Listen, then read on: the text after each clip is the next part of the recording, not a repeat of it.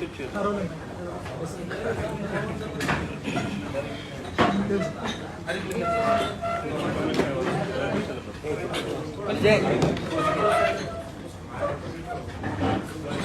तू ठेव सुभाष, तू मागे थांबू नका म्हणजे 5 वर्ष.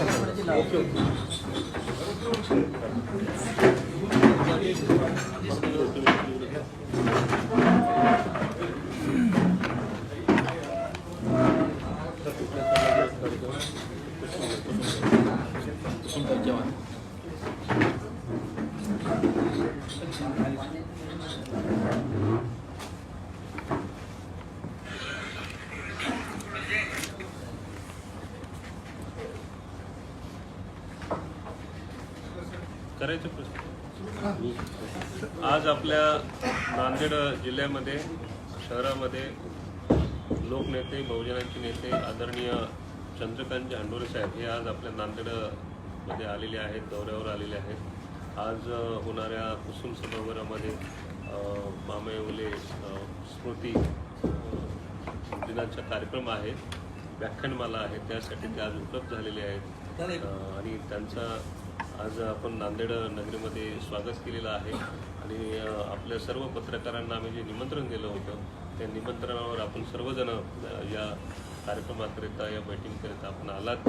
आणि हंडोरे साहेब हे आपल्याला आपण जे बोलणार त्याच्यावरती उत्तर देणार आहेत. बोलू का? दिवंगत माणिकराव माधवराव येवले हे रिपब्लिकन चळवळीतले अत्यंत जुने जाणते, झुंजार आणि समाजातल्या कार्यकर्त्यांना, समाजाला, संघटनेला बळ देणारे नेते होते. मागच्या वर्षी त्यांचं निधन झालं. त्यांचा पहिला स्मृती दिन आज नांदेडमधल्या कुसुम सभागृहामध्ये संपन्न होणार आहे. त्यासाठी या कार्यक्रमासाठी मी आलो. येवले साहेब, भैयासाहेब आंबेडकर, दादासाहेब गायकवाड कर्मवीर, रासू गवई साहेब, त्याच्यानंतर माजी खासदार दिवंगत सोनवणे साहेब यांच्या तालमीत तयार झालेले ते नेते होते. बाबासाहेबांचं दीक्षाभूमीवर जे धर्मांतर केलं बाबासाहेबांनी, त्या कार्यक्रमाला सुद्धा ते त्या ठिकाणी उपस्थित होते. दुर्दैवानं बाबासाहेबांचं निधन झालं. चैत्यभूमीवर त्यांचे अंत्यसंस्कार झाले. त्यावेळी सुद्धा येवले साहेब अत्यंत तरुण वयामध्ये त्या अंत्यविधीच्या कार्यक्रमाला उपस्थित राहिलेले होते. त्या ठिकाणी कर्मवीर दादासाहेब गायकवाडांनी आलेल्या सगळ्या जनसमूहाला शपथ दिलेली होती की बाबासाहेबांचं जे कार्य आहे ते कार्य आपल्याला सगळ्यांना पुढे घेऊन जायचं आहे. आणि ती शपथ जनता घेत असताना त्यामध्ये येवले साहेब होते. आणि त्या शपथेप्रमाणे त्यांनी आयुष्यभर समाजसेवा केली, राजकारण केलं, शासनाच्या विविध समित्यावर त्यांना काम करण्याची संधी मिळाली. त्या संधीचं त्यांनी सोनं केलं. अनेक तरुणांना, तरुणींना त्यांनी शासनाचं जे दुय्यम महामंडळ होतं त्या महामंडळावर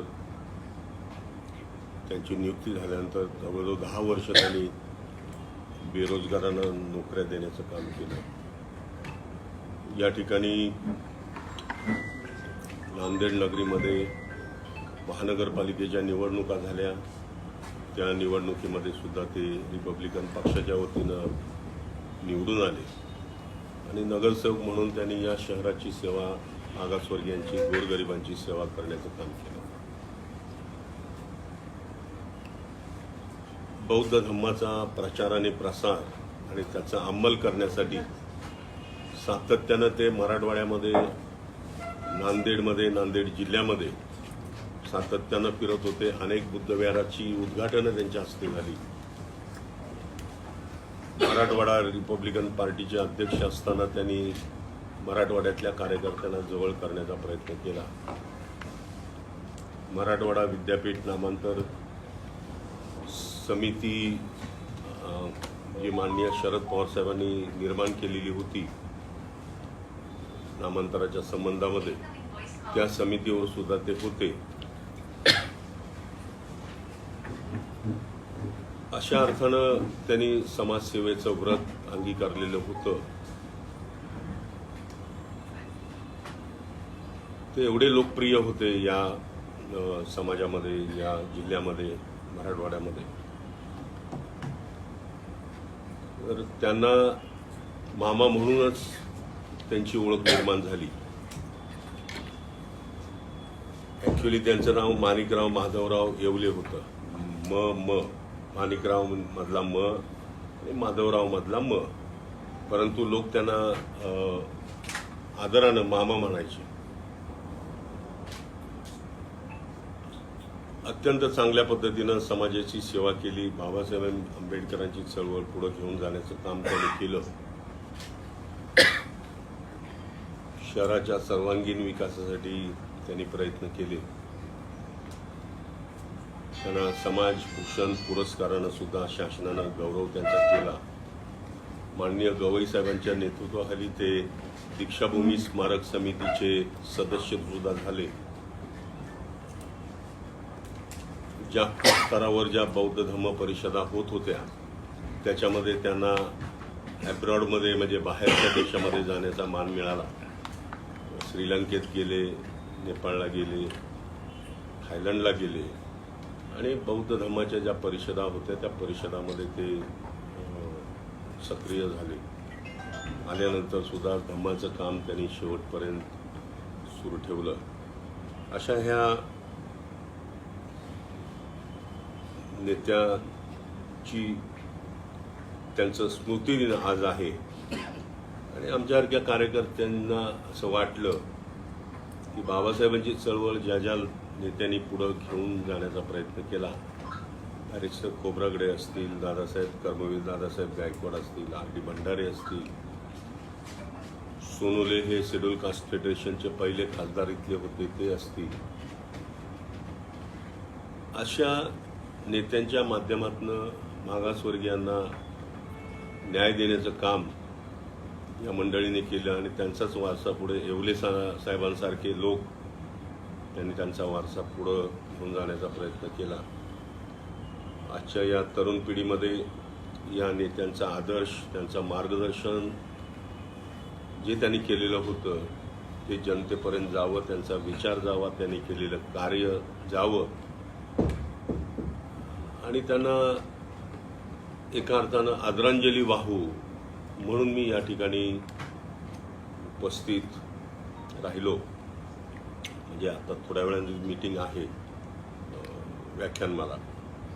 काल नांदेड जिल्ह्यामध्ये, शहरामध्ये आमचे सोनवळे साहेब असतील, डॉक्टर असतील किंवा आमचे हटकरजी असतील, शत्रुघ्न असेल,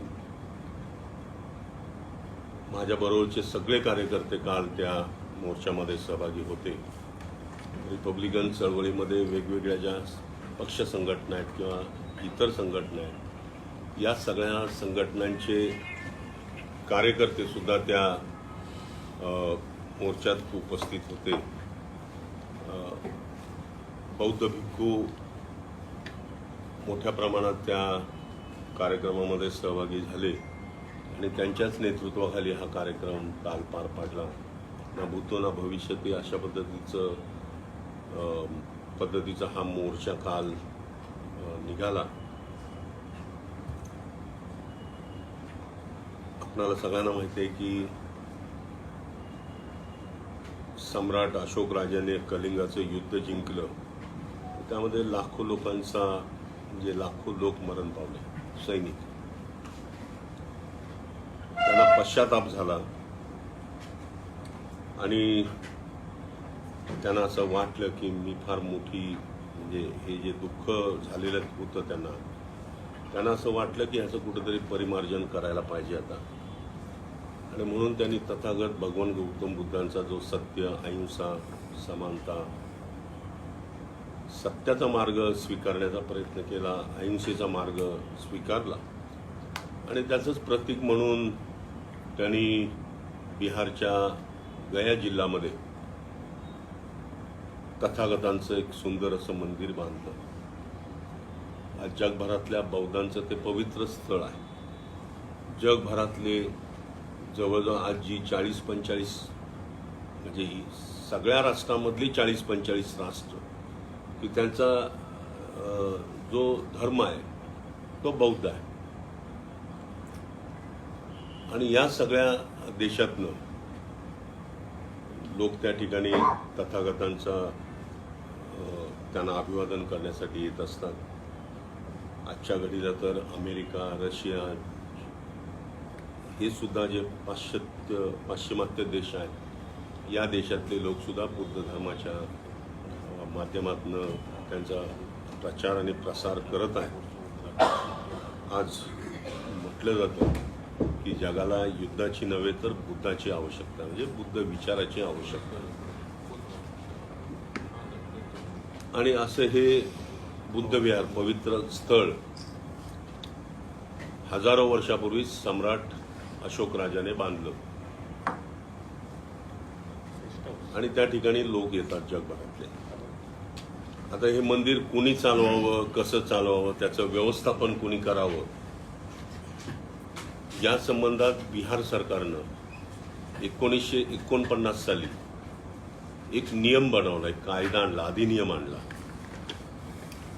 की त्या अधिनियमाच्या माध्यमातून समिती कशी असावी, किती लोकांची असावी, त्याचं व्यवस्थापन या समितीनं कसं हाताळावं, मंदिराची प्रॉपर्टी किती आहे, सभोवतालचा परिसर किती आहे मंदिराच्या अखत्यारीमध्ये असणारा, या सगळ्या गोष्टीचा नियम बनवलेले आहे. आणि हे नियम बनवताना बिहार सरकारनं त्यावेळेस 9 लोकांची कमिटी केली. 9 लोकांमध्ये 4 सदस्य हिंदू होते, 4 बौद्ध होते आणि एक गया जिल्ह्याचा जो कलेक्टर असतो तो कलेक्टर त्यांचा पदसिद्ध अध्यक्ष असतो. असे 9 लोक. आता त्या ठिकाणी काही वाद सुरू झाले, प्रॉपर्टीवरनं वाद सुरू झाले. तिथं बऱ्याच गोष्टी ज्या अनवॉन्टेड होत्या त्या सुरू झाल्या.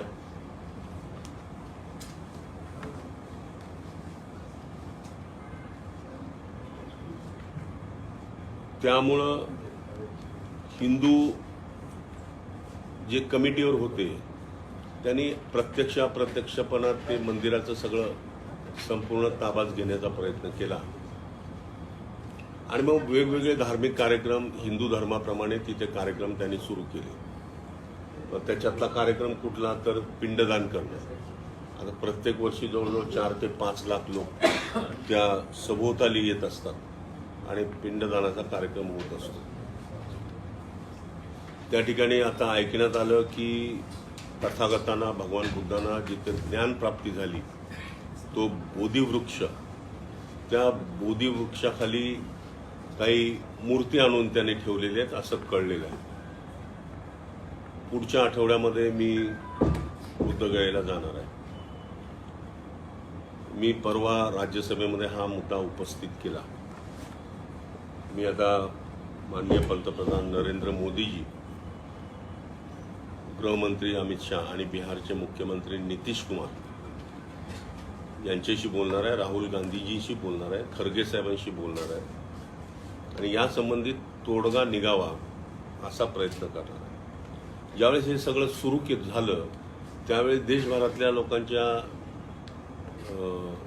लक्षात आलं की इथे हा जो सगळ्या प्रकारचा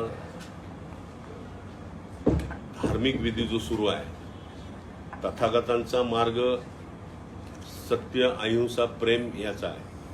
हिंदू धर्म सुद्धा तेच सांगतो. परंतु हिंदू धर्मामध्ये जी जातीची उतरंड आहे, या जातीची उतरंड नष्ट झाली पाहिजे, ही बाबासाहेब आंबेडकरांची भूमिका होती. नो डाऊट हिंदू धर्म सहिष्णुतावादी आहे. लोकांना, साध्या सुध्या लोकांना समजून सांगणारा धर्म आहे. परंतु या धर्मातल्या ज्या काही चांगल्या प्रथा, परंपरा आहेत, रूढी आहेत, त्याच्यापेक्षा या धर्मातल्या ज्या काही वाईट रूढी आहेत त्या संपल्या पाहिजेत, ही बाबासाहेब आंबेडकरांची सुद्धा भूमिका होती. परंतु दुर्दैवाने बाबासाहेबांनी 1935 साली जरी घोषणा केली तरी त्याचा अंमल करायला 1956 साल उजाडलं. 19-20 वर्ष बाबासाहेबांनी वाट बघितली. सगळ्या हिंदूंच्या धर्ममार्तंडांना, साधू संतांना, नेत्यांना त्यांनी सांगण्याचा प्रयत्न केला की आम्ही माणसासारखी माणसं आहोत, आम्हाला तुम्ही माणसासारखं वागवलं पाहिजे, अधिकार दिला पाहिजे. दुर्दैवाने हे होत नव्हतं म्हणून नाईलाजाने बाबासाहेबांनी त्या धर्माचा त्याग केला आणि लाखो लोकांच्या उपस्थितीमध्ये या चांगल्या मार्गाचं अवलंबन केलं, धम्माचं आचरण करण्याचा प्रयत्न केला.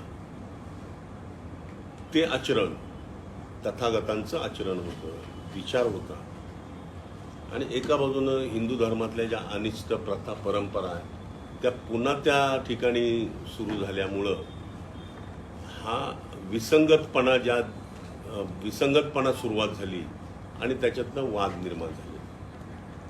आज आपण बघतो की अयोध्यामध्ये राम मंदिर उभं राहिलं, बाबरी मस्जिद त्या ठिकाणी नष्ट झाली. आज त्या अयोध्येच्या मंदिराचं व्यवस्थापन करणारी जी समिती आहे ती समिती प्युअरली त्या धर्माचीच आहे. मशिदी, आपण जगभरातल्या मशिदी बघा, या सगळ्यांचं व्यवस्थापन त्या धर्मातलेच लोक तिथं करतात. मग ते चर्च असेल, जैन मंदिर असेल, गुरुद्वारा असेल, मस्जिद असेल, या सगळ्यांचं व्यवस्थापन त्या समुदायातले लोक करत असतात. मग या मंदिराचंच व्यवस्थापन 4 हिंदू, 4 बुद्धिस्ट आणि 1 कलेक्टर यांच्याकडेच का असावं?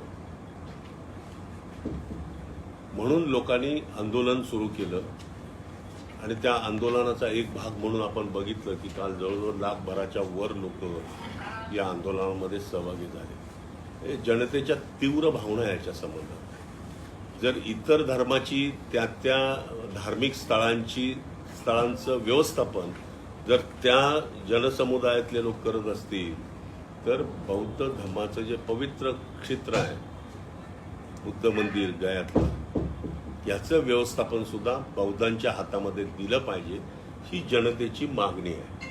आणि ती मागणी काल मी राज्यसभेमध्ये उचलली.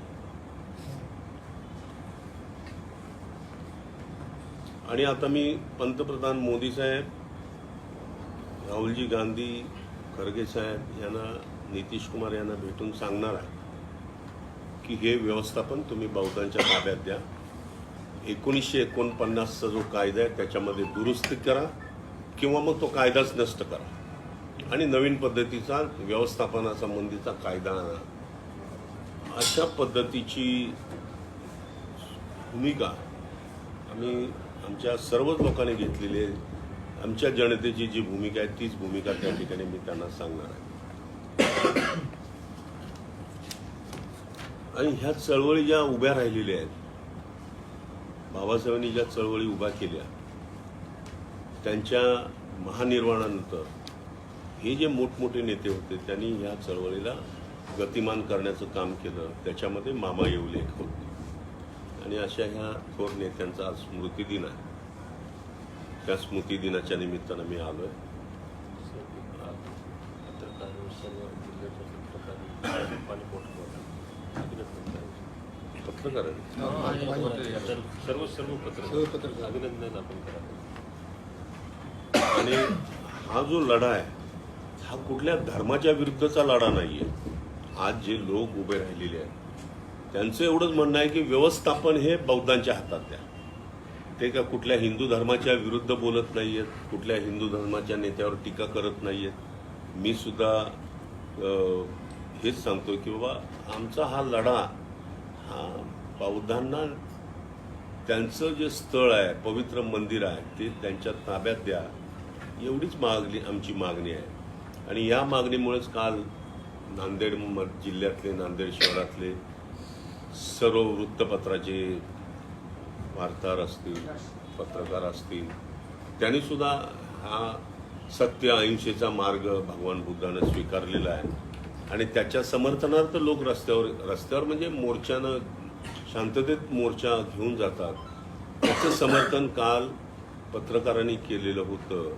आणि या मोर्चामध्ये सहभागी होऊन या आलेल्या मोर्चेकरांना त्यांनी पाणी वाटप केलं. त्याबद्दल मी त्यांचं मनापासून अभिनंदन करतो. कारण पत्रकारिता हे काय कुणाचाही विषय नाही आहे. पत्रकार कुणालाही घाबरत नाहीत. पत्रकार कुणाचाही मुलाहिजा ठेवत नाही. आपला पत्रकारिता अत्यंत निर्भीडपणे पार पाडण्याचं काम पत्रकारांच्या माध्यमातून केलं जातं. आणि म्हणूनच त्यांना राष्ट्राचा चौथा स्तंभ जे म्हणून संबोधलं जातं ते त्यामुळेच. आणि अशा पत्रकार मित्रांनी काल भले त्यांची विचारसरणी वेगवेगळी असेल परंतु एक स्तुत्य आणि चांगलं काम करण्यासाठी लोक पुढाकार घेत आहेत. त्या पुढाकारामध्ये ते सहभागी झाले. त्याबद्दल आमच्या सगळ्यांच्या वतीनं मी त्यांनाही मनापासून धन्यवाद देतो.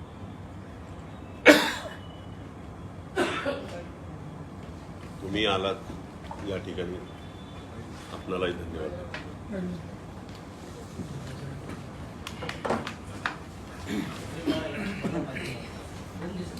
एक विषय होता, जगाचा तो विषय झालेला आहे.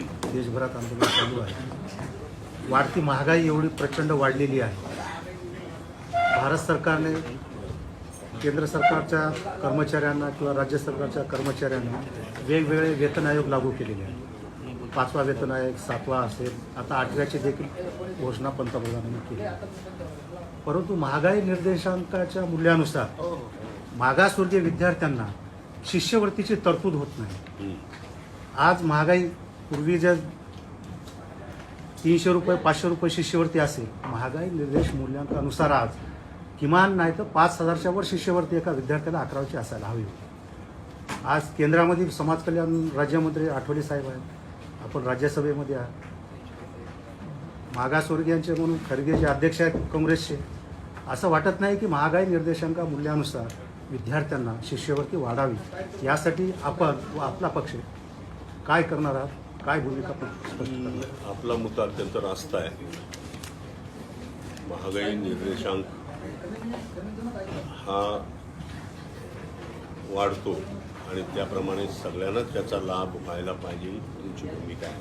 खास करून मागासवर्गीय विद्यार्थी. मी मंत्री असताना अनेक शिष्यवृत्तीमध्ये मी वाढ केली. मग ती छत्रपती शाहूराजांच्या नावानं ऑल इंडिया स्कॉलरशिप असेल, तिच्यामध्ये प्रचंड वाढ केली. फॉरेन स्कॉलरशिप असेल, ती स्कॉलरशिप 10 आणि 15 लाखाची होती, ती 1-1 कोटीपर्यंत मी देण्याचा प्रयत्न केला. मॅट्रिकोत्तर आणि मॅट्रिक पूर्व अशा ज्या 2 शिष्यवृत्त्या होत्या त्याच्यामध्ये वाढ करण्याचा प्रयत्न केला. सावित्रीमाई फुले यांच्या नावानं मुलींची जी स्कॉलरशिप होती ती मोठ्या प्रमाणात मी वाढवण्याचा प्रयत्न केला. मी मागच्याच आठवड्यामध्ये यावर चर्चा केली दिल्लीमध्ये. तर त्याच्यामध्ये म्हणजे मी ह्याच्यावर बोलत होतो. मला वाटतं बजेटचं माझं भाषण तुम्ही ऐकलं असेल राज्यसभेत. त्या भाषणामध्ये माझा जे काही 2-4 मुद्दे मी घेतलेले होते त्याच्यामध्ये हा मॅट्रिक पूर्व आणि मॅट्रिक उत्तर ह्या स्कॉलरशिप ज्या केंद्र सरकारच्या आहेत तो मुद्दा मी उपस्थित करण्याचा प्रयत्न केला, म्हणजे करणार होतो. मला जेवढी वेळ दिलेली होती त्या वेळेमध्ये ते बसलं नाही आणि त्यामुळे तो मला मुद्दा उपस्थित करता आला नाही. परंतु स्पेशली आपण सांगितल्याप्रमाणे हा मुद्दा मी उपस्थित करेन आणि विद्यार्थ्यांची स्कॉलरशिप सांगितल्या महागाई निर्देशांकाप्रमाणे मिळाली पाहिजे ही भूमिका मी त्या ठिकाणी मांडणार आहे. त्याच्यामध्ये या भूमिकेमध्ये आणखी एक मी सूचना करणार आहे केंद्र सरकारला की आता ज्या EBCच्या ज्या स्कॉलरशिप्स आहेत, म्हणजे आता मराठा असेल, बहुजन समाज असेल, या समाजाला ज्या आता आपण BARTI doctor Babasaheb Ambedkar research and development centre जे आहे तशाच पद्धतीनं महाज्योती, सारथी ह्या ज्या इतर OBC आणि बहुजन समाजातला जो गरीब वर्ग आहे, मग तो कुठल्याही धर्माचा असेल, जातीचा असेल, पण जो बहुजन वर्ग आहे या बहुजन समाजातल्या विद्यार्थ्यांना सुद्धा जी स्कॉलरशिप आज देण्याचं काम जे सुरू झालेलं आहे त्याच्यामध्ये त्यांच्या इन्कमचा जो लिमिट आहे, इन्कम लिमिट, ते त्यांनी 8 लाखापर्यंत केलेलं आहे.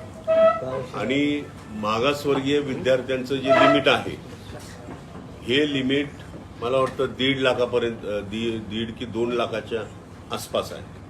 तर माझा हा मुद्दा मी उपस्थित करणार आहे की बाबा इतरांना ज्या पद्धतीनं हे लिमिट म्हणजे 8 लाखापर्यंतची जी लिमिट दिलेली आहे त्याच्याबरोबर मागासवर्गीय विद्यार्थ्यांच्या स्कॉलरशिपचं जे इन्कम, जे वडिलांचं, आईचं किंवा त्यांचं कुटुंबाचं जे उत्पन्न आहे ते 2 लाखाच्या ऐवजी 8 लाख करावं.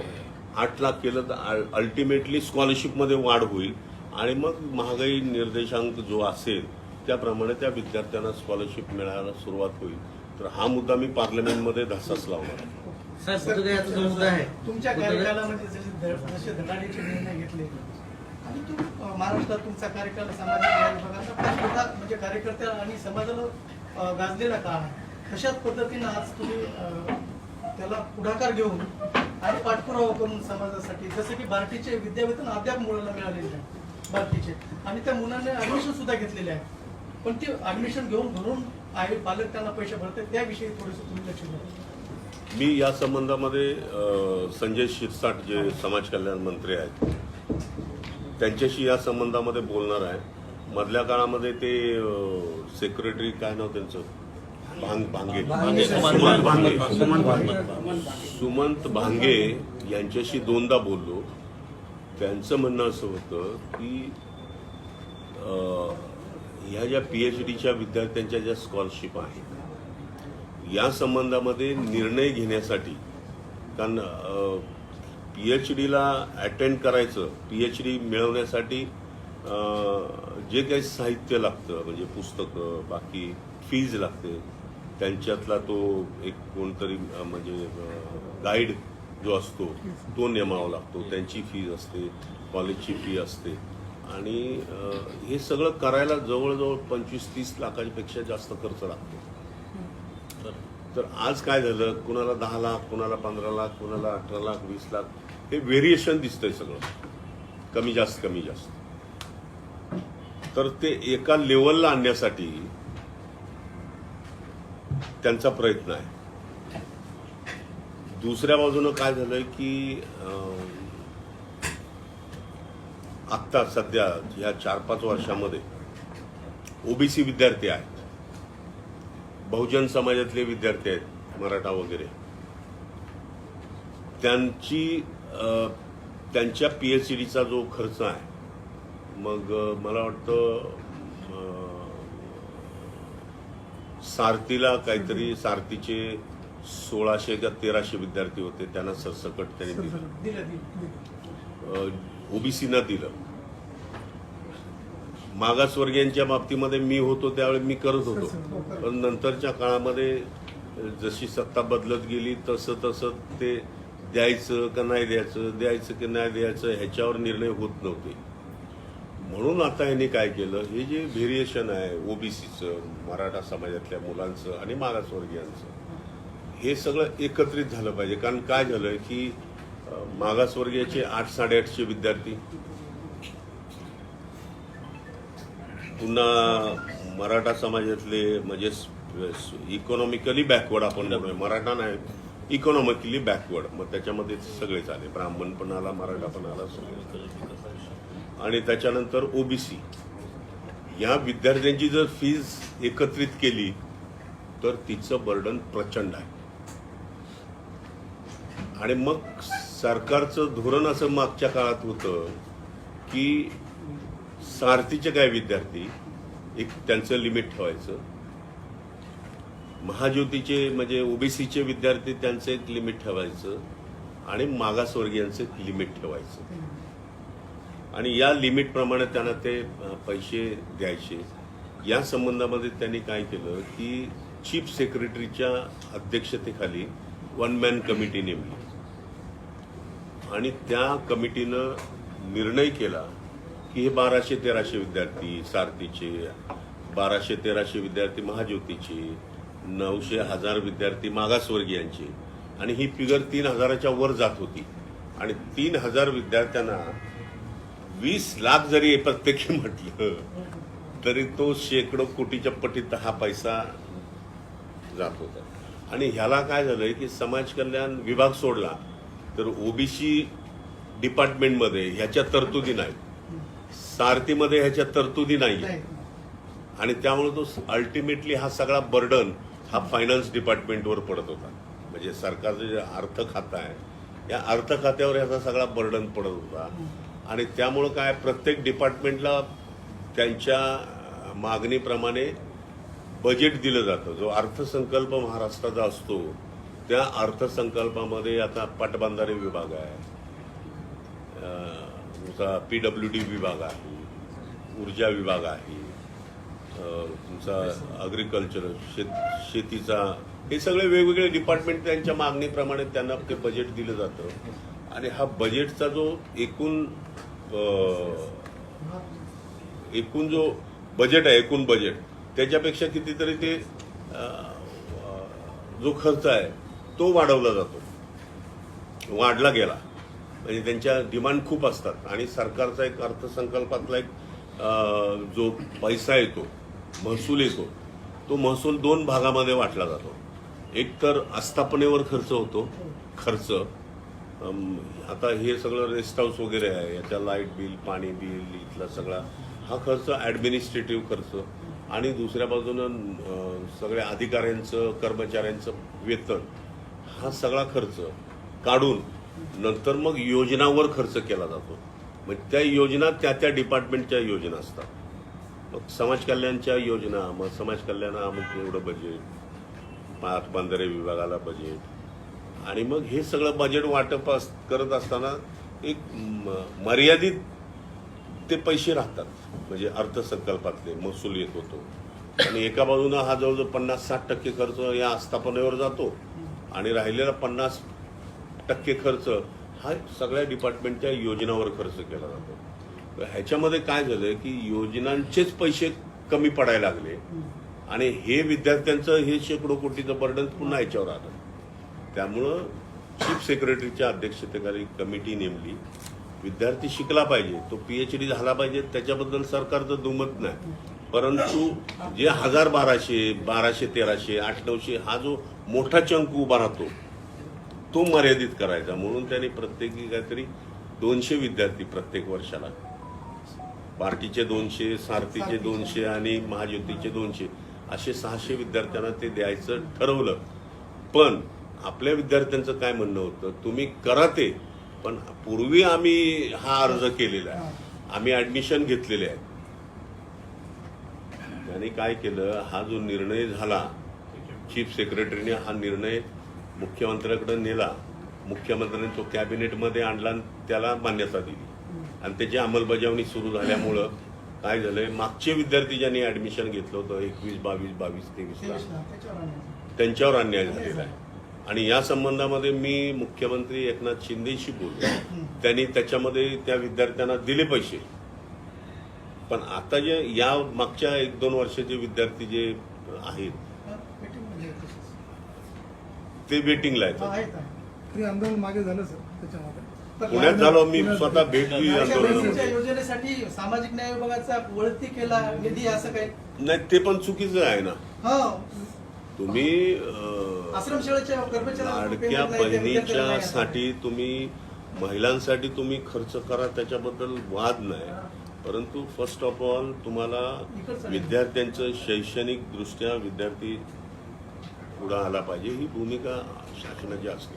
त्यांनी वळती केला म्हटलं. तुम्ही सामाजिक न्याय विभागाचा बजेट असाच वळता केला जायचा. मी 5 वर्ष मंत्री होतो.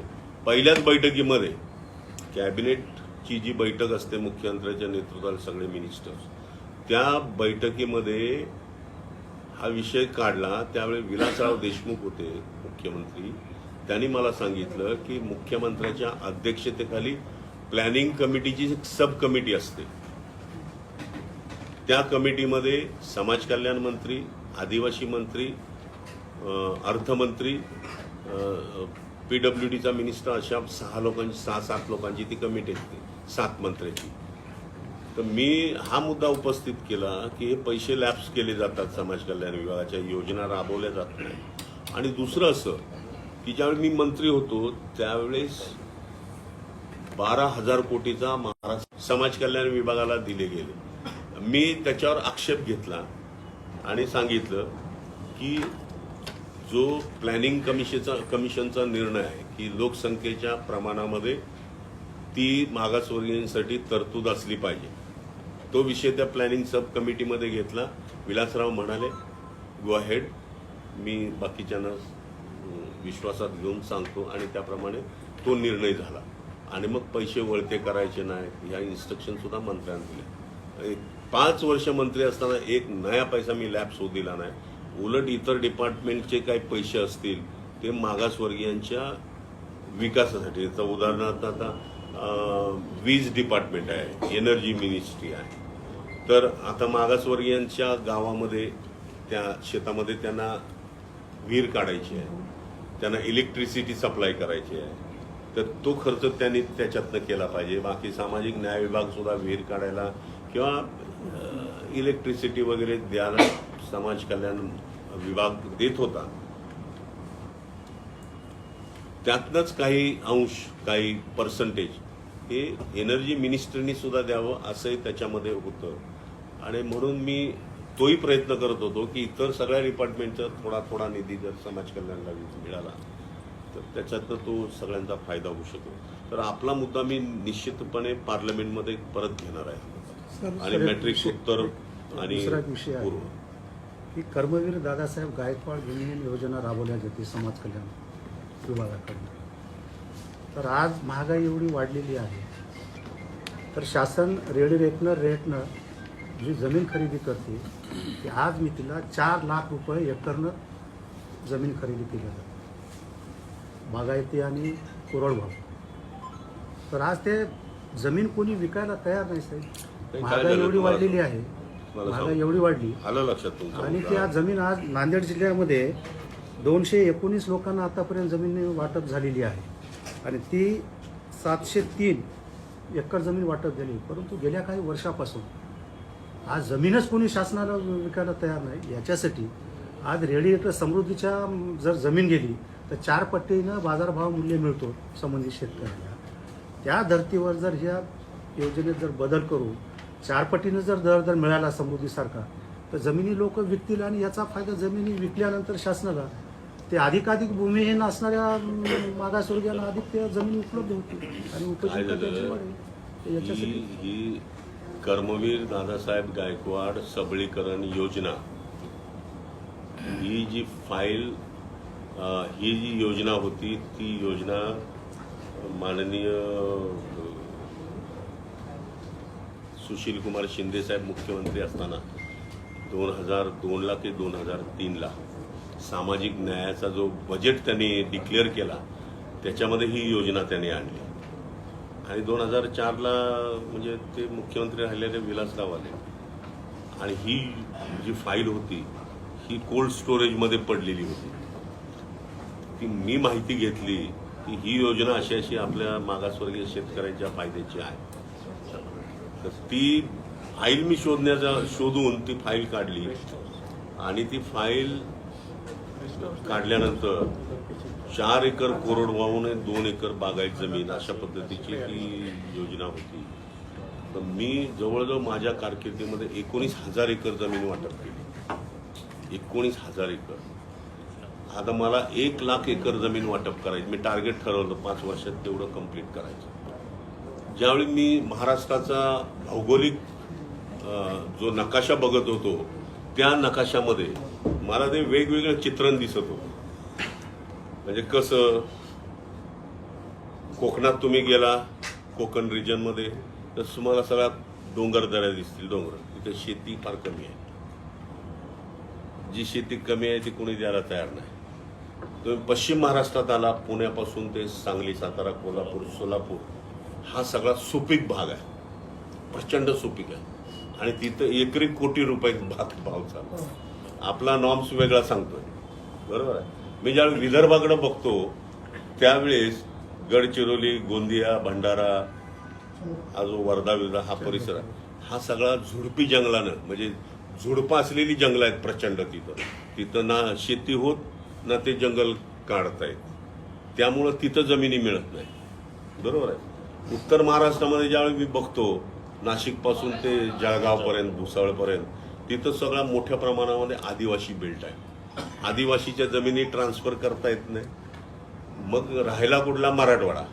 मराठवाड्यावर मी इतका जोर दिला आणि इतर जिल्ह्यामध्ये सुद्धा, महाराष्ट्रातल्या इतर जिल्ह्यामध्ये सुद्धा जिथं जिथं शक्य झालं तिथं तिथं ते करण्याचा प्रयत्न केला मी. पण त्यावेळेस त्या जमिनी पण स्वस्त होत्या आणि त्या पटापट मिळत होत्या. आणि मी जास्त जोर कशावर दिला, कृषी विभागाच्या जमिनी फार मोठ्या प्रमाणात पडलेल्या होत्या. दुग्ध विकास डिपार्टमेंटच्या ज्या डेऱ्या होत्या त्या मोकळ्या पडलेल्या होत्या.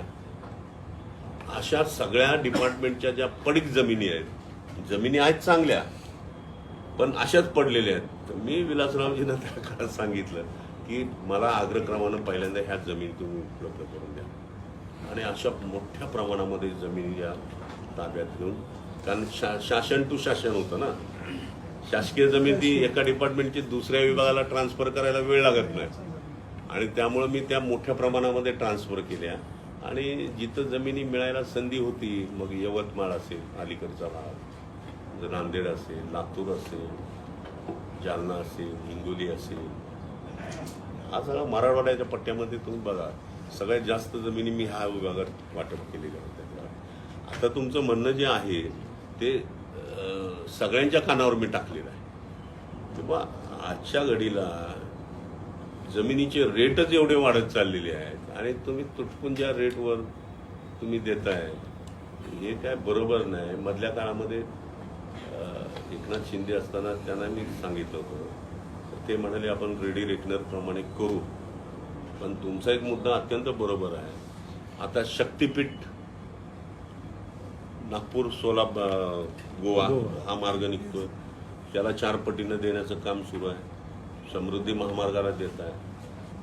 ऍटलिस्ट ज्या ज्या जिल्ह्यातला जो भाव असेल जमिनीचा त्याचे लिमिट ठेवणं आणि त्याप्रमाणे त्यांना वाटप करा. या संबंधामध्ये सुद्धा माझ्या डोक्यात आहे करायचं. थोडं आता काय राज्यसभेमध्ये आम्ही नवीन लोक आहोत, थोडंसं मर्यादा येतात बोलायला. तुम्ही 4-6 मारता. हा? 4-6 मारता तुम्ही. थांब ना थोडं, थांब ना, बोला ना. कुठं घाई करत असतो. आंबोडे साहेब,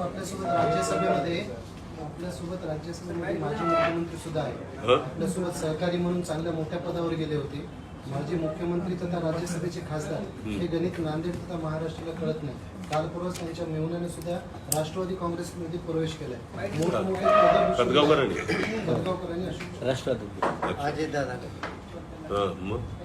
मोठमोठे पदे घेऊन एकाएकी प्रश्नचिन्ह निर्माण झालेलं नांदेड जिल्हा तथा समस्त महाराष्ट्रात की एवढे मोठे पद भूषवल्याच्या नंतर एकदम भाजपामध्ये जाण्याचे कारण काय? असे कोणते आरोप होते किंवा कुठले काय प्रकार होते? काँग्रेसच्या नेत्यांना जेव्हा विचारलं त्यांच्यावर काय कारवाई? तुम्हाला हे सगळंच माहिती आहे. माझ्या तोंडून कशाला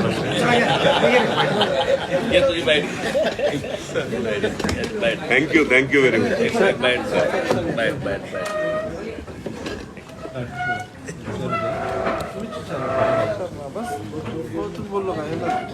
एक जण बोला रे.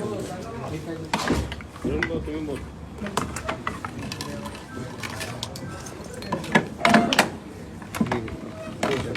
अनुका प्रश्न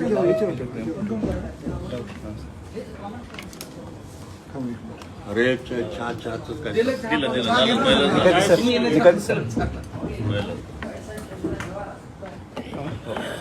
आजचा कार्यक्रम आज कोणता कार्यक्रम कशाबद्दल ते सांगा. आज सुरू करू. अरे ते खाली घे ना ते बाहेर कैलासला इकडे ये मजा या हातावर आहे. इथे इथे इथून इथे हा सर. आज नांदेडमध्ये आमचे दिवंगत नेते मामा येवले यांच्या स्मृती दिनाच्या निमित्तानं इथे व्याख्यानमालेचं आयोजन करण्यात आलेलं आहे. त्यांचा स्मृतिदिन हा व्याख्यानमालेच्या रूपानं या ठिकाणी होतोय. या कार्यक्रमामध्ये माननीय गवई साहेबांच्या पत्नी श्रीमती कमलताई गवई साहेब पण आहेत. अनेक नेते या ठिकाणी येत आहेत. बाबासाहेब आंबेडकरांचा जो चळवळीचा वारसा आहे हा वारसा जसा बॅरिस्टर खोब्रागडे, कर्मवीर दादासाहेब गायकवाड, B.C. कांबळे, भंडारे साहेब या नेत्यांनी तो चळवळीचा वारसा पुढे घेऊन जाण्याचं काम केलं. त्यांच्याच तालमीमध्ये शिकलेले समाजकार्य पुढे घेऊन जाण्यासाठी प्रयत्न करणारे मामा येवले हे त्याच मुशीतनं तयार झालेले नेते होते. आणि या नेत्याने आयुष्यभर समाजाचं हित जपण्याचं काम केलं. बाबासाहेबांची चळवळ पुढे घेऊन जाण्याचा प्रयत्न केला. अशा या नेत्यांना आपण सुद्धा श्रद्धांजली वाहिली पाहिजे. कारण ह्या जुन्या जाणत्या नेत्यांनी समाजाचं हित बघण्याचंच काम केलं आणि मग आता ते राहिले नाही आहेत. त्यांच्या स्मृती आहेत, त्यांचे विचार आहेत, त्यांचा आदर्श आहे. तो पुढच्या पिढीनं घेतला पाहिजे. यासाठी अशा कार्यक्रमांना जाणं अगत्याचं आहे. त्यानिमित्तानं त्यांना अभिवादन होईल आणि त्यांना अभिवादन करण्यासाठी मी इथे आलो. साहेब, देशामध्ये महाराष्ट्राला एक वेगवेगळी ओळख आहे. वेगवेगळ्या महापुरुषांचा वारसा या महाराष्ट्राला लागलेला आहे. पण सध्या परिस्थितीमध्ये सोमनाथ सूर्यवंशी या युवकाची हत्या झालेली, खून झालेला आहे पोलीस कोठडीत. त्यानंतर मसाजूकचे सरपंच संतोष देशमुख यांचा खून झालेला आहे. पाठीमागं झालेले अनेक प्रश्न उकरून वेगवेगळ्या घटना घडत आहेत. एक वेगळा वारसा लाभलेल्या महाराष्ट्रामध्ये ह्या घटना घडत आहेत. याकडे कसं पाहता तुम्ही? अत्यंत दुर्दैवी आहे सगळं. ज्या महापुरुषांनी छत्रपती शिवराय, महात्मा ज्योतिबा फुले, बाबासाहेब आंबेडकर, शाहूराजे या महापुरुषांनी या महाराष्ट्रालाच नव्हे देशाला एक वैचारिक आणि सर्व धर्म समभावाचा वारसा दिलेला आहे. तो वारसा ज्या पद्धतीनं महाराष्ट्र पुढे घेऊन चाललेला आहे त्याला काळिमा फासण्याचं काम समाजातलेच काही समाजकंटक करत असतात. ते कधी धर्माच्या नावानं, कधी जातीच्या नावानं, कधी गुंडागर्दीच्या नावानं हे सगळं होत राहिलेलं आहे. याला आळा घालण्याचा प्रयत्न सरकारच्या माध्यमातून होत असतो, परंतु दुर्दैवानं त्याची अंमलबजावणी होत नाही. त्यासाठी मग मोर्चे, आंदोलनं वगैरे करावी लागतात. सोमनाथ सूर्यवंशीसारखा अत्यंत तरुण कार्यकर्ता ज्याला पोलिसांच्या मारहाणीमुळे त्याचा मृत्यू झाला, ते प्रकरण धसास लावण्यासाठी महाराष्ट्रभर आंदोलनं झाली. आता हे संतोष देशमुखांचं प्रकरण बघा की म्हणजे माणसं कुठल्या थराला जाऊ शकतात हे संतोष देशमुख यांच्या हत्येनं महाराष्ट्राला दिसलेलं आहे. काही ना काही निमित्त करून जातीयवाद कसा फोपवला जाईल, धर्मांध शक्ती कशा याला फूस लावण्याचा प्रयत्न करतील याची गॅरंटी आज राहिलेली नाही. आणि म्हणून सरकारनं या बाबतीमध्ये कडक पावलं उचलावी आणि काम करावं. कारण आत्तापर्यंत मी बघतोय, मी आता परवा माहिती घेतली, जो ह्याचा आमचा मागासवर्गीय कमिशन आहे, शेड्यूल कास्ट कमिशन, त्याच्याकडं माहिती घेतली तर त्याच्यामध्ये जवळजवळ 50,000 ते 52,000 ज्या ॲट्रॉसिटीच्या केसेस आहेत त्या पेंडिंग राहिलेल्या आहेत. महाराष्ट्र शासनाचा जो समाज कल्याण विभाग आहे तिथे माहिती घेतली तर तिथं अनेक केसेस पेंडिंग आहेत. ह्यांच्यावर कारवाई होत नाही, या केसेस वाढत चाललेल्या आहेत. परंतु त्याचं जे कन्व्हिक्शन रेट आहे तो कन्व्हिक्शन रेट वाढत नाही. म्हणजे जो शिक्षा झाली पाहिजे ते दुर्दैवानं फार नगण्य प्रमाणात 2-3% होतं. हे ज्यावेळी 50-60-100% जाईल त्या दिवशी अन्याय अत्याचार या महाराष्ट्रातला थांबेल. सोमनाथ सूर्यवंशीचा मृत्यू पोलिसाच्या महासंचालकाचा असा अहवाल येऊन सुद्धा सरकार कारवाई करत नाही, पाऊल उचलत नाही. आणि सर आता सीआयडी चौकशी पण चालू झाली. आता या बाबतीमध्ये आता प्रचंड आंदोलन झालं. परभणीचे लोक पायी मोर्चा काढून नाशिकपर्यंत गेले, त्यांना आश्वासन दिलं 15 दिवसात आम्ही कारवाई करतो म्हणून सांगितलं. त्यामुळे त्याने मोर्चा नाशिकपर्यंत स्थगित केला. 2 महिने उलटून गेले, काही झालं नाही. शेवटी त्याने नाशिकपासून मुंबईपर्यंत सुरू केलं. त्यानं त्या मुलुंडच्या चेकनाक्यावर पोलिसांच्या गाड्या बोलून भरून त्यांना अरेस्ट करण्याचा प्रयत्न केला. त्याच्यामध्ये आमचे महापौर रवींद्र सोनकांबळे, आमचे भीमशक्तीचे महाराष्ट्राचे जनरल सेक्रेटरी आहेत, ते होते. त्याच्यानंतर विजय वाकोडे आमचा नेता, त्यांचा मुलगा, म्हणजे चळवळीतले नेते सुद्धा अशा पद्धतीनं आता म्हणजे आशिष वाकोडे होतेच. पण वाकोडेसारखं ज्याने आयुष्यभर चळवळ चालवली त्या ह्या प्रकरणामुळेच त्यांना हार्ट अटॅक आला. हे सगळं दुर्दैव आहे. सरकारनं या बाबतीत कडक अंमलबजावणी करावी अशी मागणी मी या निमित्तानं करत आहे. स्टँडअप कॉमेडियन कुणाल कामरा यांच्यावर सरकार दबाव टाकते. मुख्यमंत्र्यावर त्यांनी कविता, व्यंगात्मक कविता आणि सर इतर महापुरुषांवर टीका केली जाते, लूज टॉकिंग केली जाते, त्यांच्यावर काही कारवाई होत नाही. आणि इकडे कुणाल कामरावर दबाव तंत्र वापरले जाते. आपली लोकशाही फार मोठी आहे, जगातली सगळ्यात मोठी लोकशाही आहे. या लोकशाहीमध्ये इतकं सढळ हाताने सरकार सगळीकडे बघतंय, त्यातलेच हे प्रकार आहेत सगळे. इथं पाकिस्तान किंवा इतर जे डिक्टेटरशिप चालवणारे देश आहेत तिथं जाऊन बघा, चायनामध्ये जाऊन बघा, थोडं काय झालं की उचलला, घातली गोळी, गेला. आज काही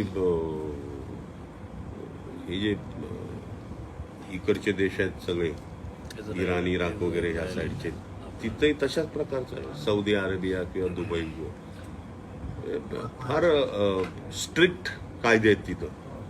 नुसते कायदे असून चालत नाही, त्याची अंमलबजावणी पब्लिक समोर केली जाते आणि त्यामुळं तिथं कुठल्याही गोष्टी शक्यतो घडत नाही. महाराष्ट्राची वाटचाल तशीच आहे, महाराष्ट्राची वाटचाल तशीच चालू आहे. चला. उपमुख्यमंत्री अजित पवारांनी अर्थसंकल्प सादर केला आणि समाज कल्याण विभागाला जो वाटा त्यांनी दिलेला आहे त्याबद्दल आपलं काय म्हणणं आहे? आणि समाज कल्याणाचा निधी तो समाज कल्याणासाठीच वापरला जातोय का? या सरकारच्या भूमिकेकडे तुमचं कसं? तुम्ही ज्यावेळेस देशाचा अर्थसंकल्प पार्लमेंटमध्ये मांडला गेला त्यावेळेस मी राज्यसभेमध्ये मागच्या 13 तारखेला माझं भाषण केलंय. मी ते भाषण काय होतं तर मागासवर्गीयांच्यासाठी जी काय तरतूद केली जाते ती लॅप्स केली जाते आणि मागासवर्गीयांच्या लोकसंख्येप्रमाणे ती तरतूद असायला पाहिजे होती. या संबंधामध्ये 2005 साली दिवंगत पंतप्रधान डॉक्टर मनमोहन सिंग साहेब यांनी नॅशनल कौन्सिल बोलवलेली होती. त्याच्यामध्ये त्यांनी हा निर्णय घेतलेला होता की मागासवर्गीयांच्या लोकसंख्येप्रमाणे त्यांना अर्थसंकल्पामध्ये निधीची तरतूद केली पाहिजे. 2010ला आपले डॉक्टर जाधव रिझर्व्ह बँकेचे गव्हर्नर यांच्या अध्यक्षतेखाली टास्क फोर्स तयार करण्यात आला. त्या टास्क फोर्सनं सुद्धा सांगितलं की लोकसंख्येच्या प्रमाणे निधी दिला पाहिजे. मला वाटतं 2010 ते 12 सालची गोष्ट आहे. त्याच्यानंतर 2015 साली नीती आयोगाला, म्हणजे प्लॅनिंग कमिशन पूर्वी करायचं, प्लॅनिंग कमिशन रद्द केलं आणि नीती आयोगानं 2014 ते 15 मध्ये म्हटलं की लोकसंख्येच्या प्रमाणामध्ये तो निधी दिला गेला पाहिजे. आता जर देशातले अर्थतज्ञ असतील, देशाचे प्राईम मिनिस्टर असतील, नीती आयोगाचे उपाध्यक्ष असतील, आता नीती आयोगाचे अध्यक्ष मला वाटतं पंतप्रधान त्यांच्या नेतृत्वाखाली नीती आयोग असतो. एवढ्या मोठमोठ्या लोकांनी सांगून सुद्धा जर महाराष्ट्रामध्ये आता मी आता बघितलं की जवळजवळ 5 ते 7 हजार कोटी सामाजिक न्याय विभागाचे ते लाडकी बहिणी योजनेकडे वळवलेले आहेत. तर म्हणजे असं नाही व्हायला पाहिजे. या संबंधामध्ये बोलताना मी सांगितलं होतं की जो अर्थसंकल्प असतो, केंद्राचा असेल किंवा प्रत्येक राज्याचा असेल, त्या अर्थसंकल्पाप्रमाणे त्या निधीची तरतूद करावी केंद्र सरकारनं. यासंबंधी कायदा करावा आणि तो कायदा देशातल्या सगळ्या राज्यांना लागू करावा. केंद्राचा कायदा पण सगळ्या राज्यांना लागू करावा की त्याप्रमाणे दिलं पाहिजे. आणि जर ते दिलं नाही, निधी दिला नाही, तर तो संबंधित अधिकारी त्याचं सस्पेन्शन केलं पाहिजे, त्याला 3 वर्षाचा तुरुंगवास झाला पाहिजे. आणि हे कंपल्शन झालं पाहिजे. म्हणजे 24-25 ह्याच्यामधले जर काय पैसे शिल्लक राहिले तर ते लॅप्स करता कामा नयेत किंवा ते डायव्हर्ट करू नयेत. ते पैसे, तो निधी कॅरी फॉरवर्ड, म्हणजे या वर्षी 25-26च्या अर्थसंकल्पामध्ये तो निधी एकत्रित करावा, या वर्षाचा आणि मागच्या वर्षाचा, आणि तो जनतेला देण्यात यावा त्यांच्या योजनांसाठी. अशी मागणी मी अर्थसंकल्पावर भाषण करताना मी केली. मला जवळजवळ अर्धा-पाऊण तास मी वेळ मागितलेला होता. तेवढा लागणारच होता. मला फक्त 15 मिनिटं दिली. ते माझं पहिलं भाषण मिडन स्पीच म्हणून असतं, पहिलं भाषण. त्या मिडन स्पीचसाठी 15 मिनिटं ते 20 मिनिटं देतात आणि पार्टीसाठी वेगळा वेळ असतो. तो वेळ असा मिळून मी अर्धा तास मागितलेला होता, पण तुम्हाला 17 मिनिटं दिली. त्यामुळे अनेक महत्त्वाचे विषय बोलणं राहून गेलं. पण या विषयाला मी वाचा फोडलेली आहे. काँग्रेसला गळती लागली आहे. अनेक बडे नेते आणि कार्यकर्ते काँग्रेस सोडून जात आहेत. आता काय, सगळ्यांची पोटं भरलेली आहेत, पोटं भरून झाली, त्यामुळे आता हात पुसायला ते गेले. दोन दिवसापासून गेल्या काही दिवसापासून राज्यामध्ये अंशतः अनुदानित शिक्षकांचं आंदोलन चालू आहे. काही ठिकाणी आत्मदहन करण्याचा प्रयत्न देखील करत आहेत. ते म्हणतात की ज्ञानदान करणाऱ्या शिक्षकांच्या पगारी वाढत नाहीयेत. दुसरा त्यांनी आरोप असा केला की खासदार आणि आमदारांच्या पगारही वाढत आहेत गरज नसताना. नाही, तो मुद्दा मी बघतो, अजून माझ्या समोर नाही आला. ते मी बघतो आणि शिक्षकांच्यासाठी करू आपण. नांदेडमध्ये काँग्रेस पक्ष मागासवर्गीयांचा पक्ष राहिला असं टीका होत आहे विरोधकांना. पण जे उलट चांगलं आहे. प्रमुख लोक पाटील देशमुख कार्यकर्त्यांना सत्ता तर मिळतील. आता महानगरपालिकेच्या निवडणुका येतील. नवीन कार्यकर्त्याला संधी मिळाली. पण सर सगळ्यात साहेब पक्षामध्ये आमचा पक्ष कसा आहे, सर्व धर्म समभाव, सगळ्या जातीपंथाचे लोक आहेत. त्यांच्यात रेशोप्रमाणे सगळ्यांना फ्रेश कार्यकर्ते आले तर उलट संधी मिळेल सगळ्यांना. कार्यकर्ते महाबोधी बुद्धविहार बुद्धांच्या ताब्यात देण्यात यावं यासाठी काल नांदेड जिल्ह्यामध्ये सुद्धा महामोर्चा काढण्यात आला. समोर महाराष्ट्रात त्याची मागणी होती. आपली याचं काय विचार झालं, चर्चा झाली त्याच्यावर. त्याच्या